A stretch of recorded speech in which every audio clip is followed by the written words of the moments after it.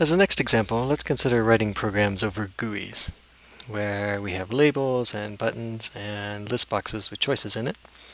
And maybe our programs draw the GUI, or maybe they answer questions like, can a particular button be clicked? Or does the label cancel exist? Or read off all of the labels on this GUI. So to write these kinds of programs, we need to represent a GUI. We need to pick some form of data to represent GUIs. And we have three kinds of things in a GUI. GUI can either be a label or a button or a list. In the case of a label, it's got a string. We could use a string to represent the text on the label. A button has text on the button, but also whether it's enabled or not. You can see that OK is grayed out. So we could use a string and a Boolean for the enabled state. And then for a list, we've got, well, a list of strings for the text of each item, but also one of these is going to be selected in general, so we could use a number to represent which one is selected. So as we do our representation step here, we've got some notion of the kinds of values we want to use, Boolean, string, list of string, number. We have three different kinds of things which are a GUI, which suggest we need a defined type with three cases.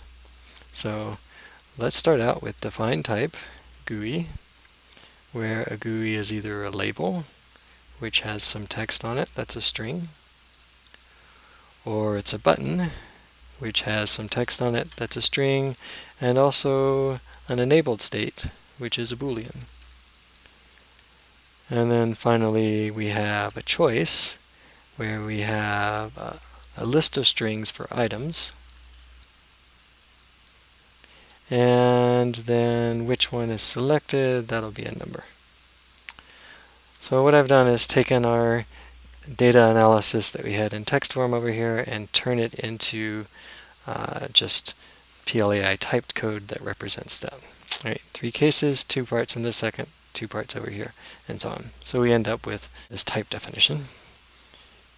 I can use this description to represent the different pieces of this GUI. For example, I can make the OK button representation as open paren button, OK, and false because it's disabled.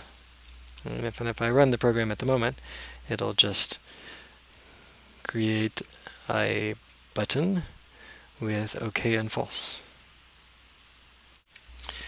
So to continue, we actually need to have a function to write. So let's write readScreen, which takes a GUI and returns a list of strings for all the GUI label elements. So to make an example of that for my example steps, I'm going to have test readScreen, and I'm going to give it a GUI, and then I'm going to give it some list of strings that I expect. So to make up different examples, I should consider each possible kind of GUI that we have. So I can have a label GUI, which is pick a fruit, for example. And if that's my whole GUI, then the result I should get back is just pick a fruit. But another possibility is that I have a button with OK that's disabled. In that case, I want to get OK back.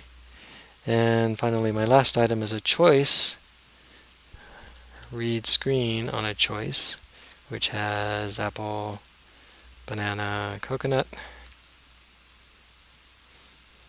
And in that case, so wait, we also have to pick which one is selected. Let's say 0 to mean that apple is selected. It doesn't matter which one is selected for our result, though. We want to get back that same list, apple, banana, coconut, back from read screen.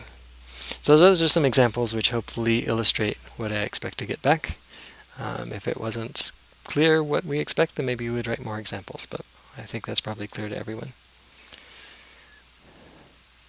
So now, let's make the template for readScreen. So readScreen takes a GUI as its argument, and I'll declare a result type just to make clear what I mean, a list of string here. The template part is only considering what kind of data we have, though.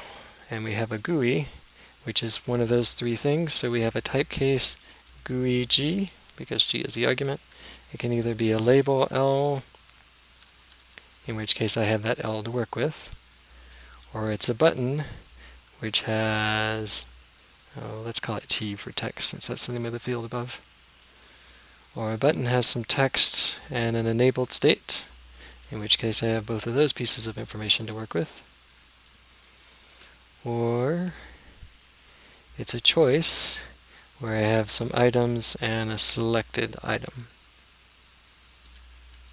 in which case I have those things to work with.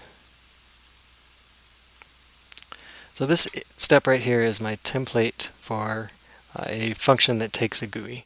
And now we can finish implementing the function based on our examples. So if we look at the label case, we can check case by case. If we're asking to read a label and it just has that label text, then as illustrated by our example, all we want to do is put it in a list. Same is true for a button. In this case, I've got a button with OK and false. So the OK is T and false is E question mark. I don't care about the false for the result. I just need to put that T in a list.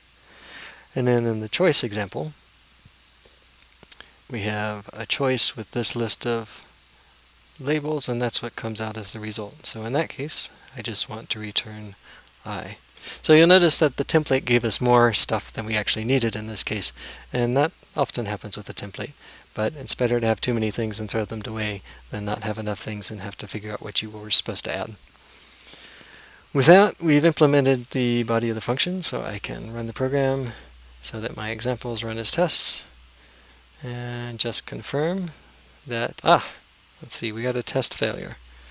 So in this case, it's the test that's wrong.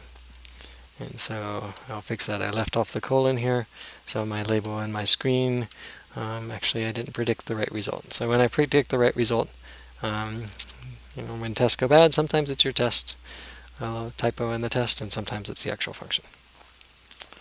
Okay, so that is our whole program. If the homework was implement the read screen function, that would be a complete solution.